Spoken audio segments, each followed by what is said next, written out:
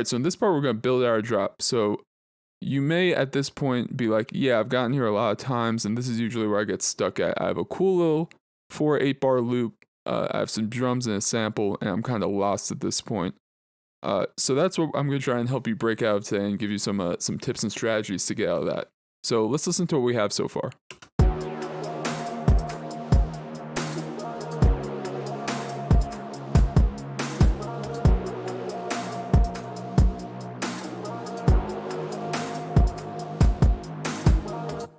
So I've been there, I've had this, and I've just listened to it over and over, and I've been like, what do I do? I've saved it, I've came back to it other days, and I've just been like, it sounds so good, but I don't know what to do next. Well, the thing I would recommend is that when you have a loop like this, whatever you think you need to add, just add it. Even if it ends up being too much, you're worried about adding too much stuff, you can always peel back layers later. I always find it better to add almost too much stuff. Obviously, you never try to add too much stuff, but add whatever you think would sound cool, literally anything that you think of, and eventually at the end of the process or moving forward in the process, you can take certain layers back that you don't like. So the first thing that you need is a bass. So I'm going to open a 3x oscillator here, simple sub layer. The first thing I'm going to do here, while I'm kind of building out my bass and some of our sound design, I think the most important thing is to have the actual notes you're going to use instead of just playing a random note. So another cool thing about these sample packs is that it has all the MIDI from all the samples. Not everyone gives you that, and sometimes if you're not great at music theory, you're kind of lost kind of trying to figure out the notes or stuff like that. You might have to download an alternate app to give you kind of the notes for it. So you have no such problem with this. Obviously, you see we have synth U right here, so we can just drag this into our bass, and look, now we have the MIDI, and we have our bass notes. And remember, we pitched it down -2 at the beginning, so we're going to do that. And now we kind of got our notes here. I'm going to lower these 3 down an octave. I think that B is fine. But yeah, you hear that sub is hitting really good right now. So I'm going to do some sound design here. I think the first thing I'm going to do is add an EQ. We're just going to cut everything above 150-ish.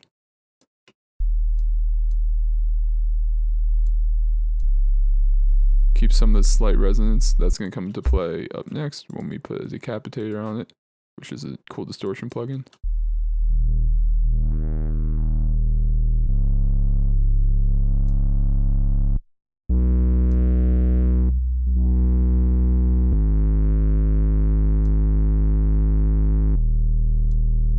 So I added the saw wave into our 3x oscillator here, just to give it a little bit more character.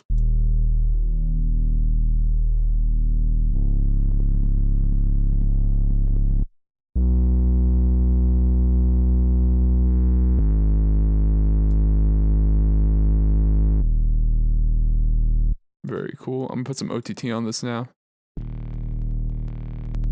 We're gonna put like 9%.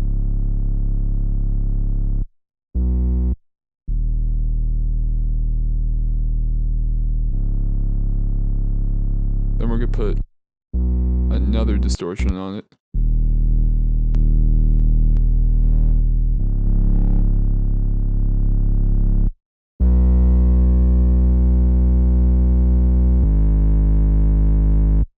We're going to load up a CLA bass plugin from Waves.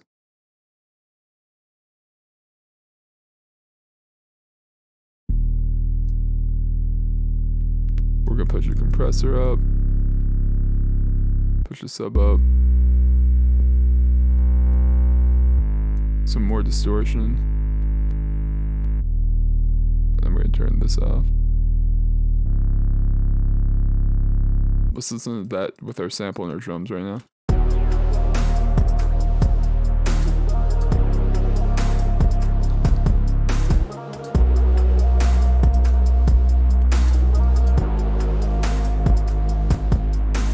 Sounds really good. We're going to turn the volume down a little bit.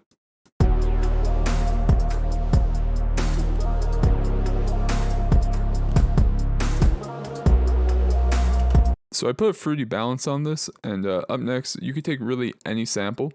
I don't like to use my exact kick because I like to have a little more control over it.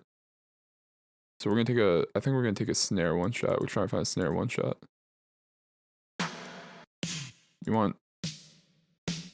Yeah, this will work. We're gonna put the out up. Yeah, it's perfect. Make sure it's, yeah, perfect. All right. So what we're gonna do is we're gonna have this snare match up with our kick.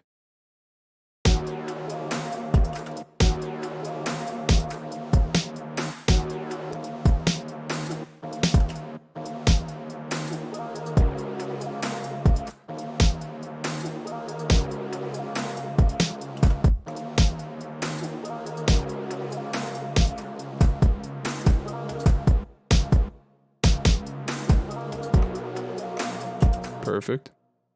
So up next, we're going to put this on its own mixer track. We're going to move this over quite a bit. We're going to rename it sidechain. And this is going to help us a lot later on in the track in case we want to sidechain something else. We're going to load up a Fruity Peak controller. We're going to put the tension all the way up and decay all the way up. And we're going to put the decay kind of up a little bit more, and we're going to click mute. And you can hear now that you're seeing the snare play, but you can't hear it anymore. And now we're going to go here to our sub or our bass, and we're going to right click the balance here. We're going to go link to controller. On internal controller, we're going to click peak control peak. That's our snare. And then on input, we're going to click inverted, and then we're going to change the 1 to 0.8. So it brings it back up to 00 dB. And check this out. You can see now when the snare plays, the bass dips out, and you can really change how much you want that to happen. You can turn the tension way down.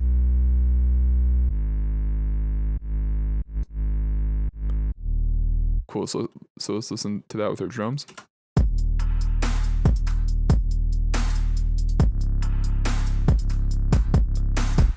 You can hear that's really allowing our kick to kind of live on its own and not get covered by the bass, which we really like. I just noticed that these velocities are all out of whack too. So we're gonna put this first one to 80 here, which is default. Hold shift and then drag over, and that's gonna make all these the same velocity. That's my mistake.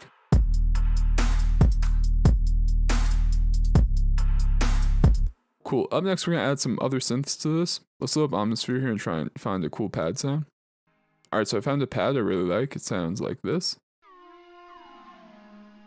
Sounds kind of weird, but it's kind of interesting. I like it. So we're going to put on our pad MIDI here from our second MIDI file. And like I said, it drags it right in. We're going to lower these velocities. We'll change those later using that randomizer feature. We're going to keep on the bass notes for now. Let's hear how it sounds.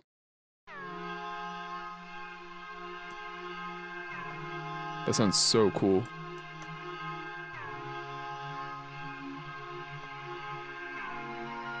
I'm a really big fan of that. So we're going to put this on its own mixer track.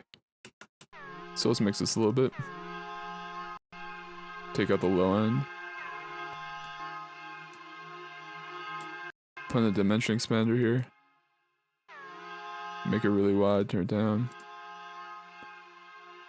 Put a decent amount of reverb on it.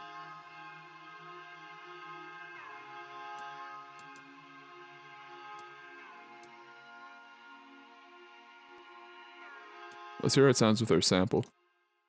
Oh, and I forgot to pitch this down too. There we go.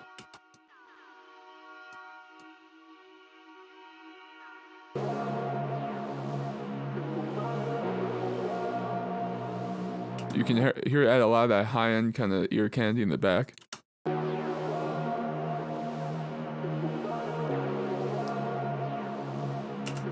It's also really detuned, so that sounds really cool. That's the best part about our sample packs is that, again, you could drag the MIDI in, and now look, you just added a whole nother element that really helps to kind of complement your sample. So we're going to randomize the velocity a tiny, tiny bit here.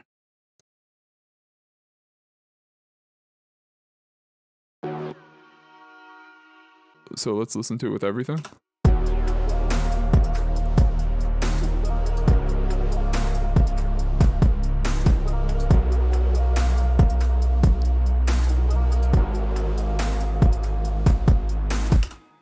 So our chorus here is coming together. All right, so I found this snare in this kit here from Future Pop and R&B Worldwide, and I have a pretty cool idea with it. So the snare sounds cool, but you hear this reverb tail. So what we're gonna do here is we're gonna right-click Edit in Audio Editor. That's gonna pull up in Edison, and then if we go to Regions and click Detect Pitch Regions, it's gonna tell us that the sample is in C. So that reverb tail is in C. That's very important to us because I think I'm gonna make a little arpeggio with it. So what we're going to do here is in our sampler here, we're going to move the start of the sample to after when the snare hits. So we just have that cool little snare tail, and we're going to drag the in up. So it kind of fades in too. Yeah, like right here. Yeah, that sounds super cool to me. And now if we drag up trim, then we have just this really cool kind of reverby sound. So what we're going to do here is I'm going to try and draw in a little melody here with our chords. Let's see how this works.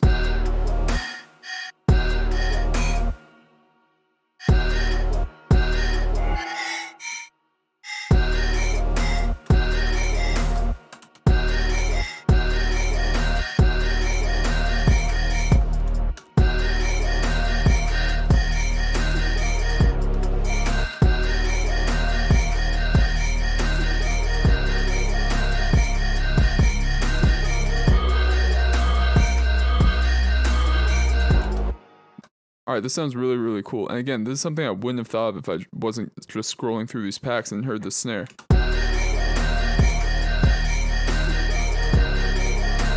Obviously, it's a little loud, so let's mix it a little bit.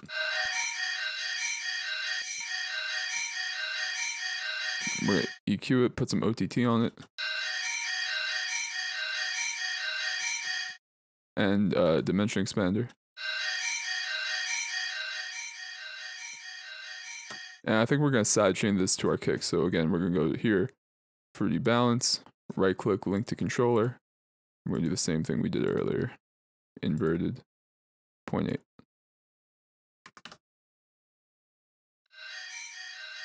Let's add this in and see how it sounds. We're going to put this on its own pattern. We're also going to put a loud reverb on it, even though ironically enough it is a reverb tail, but we want to reverb it a lot too.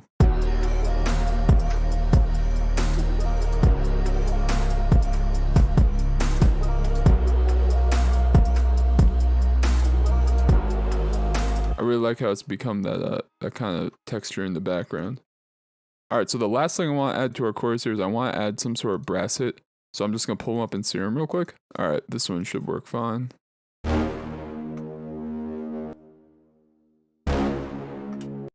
Put it up an octave, I think. Oh, maybe not.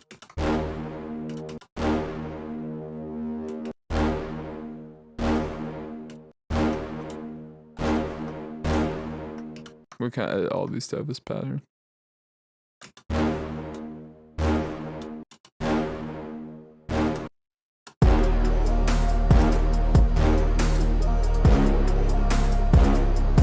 We're gonna mix this again, call it brass.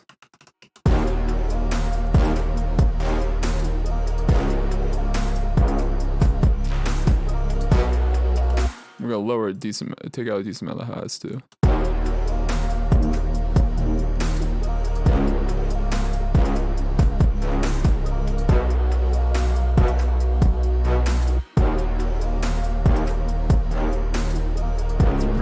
Too.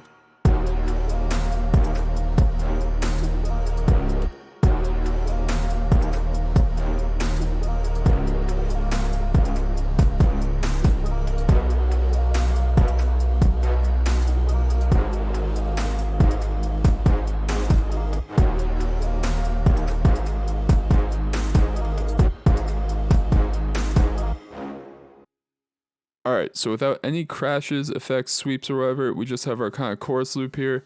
And let's hear what we've made in this part.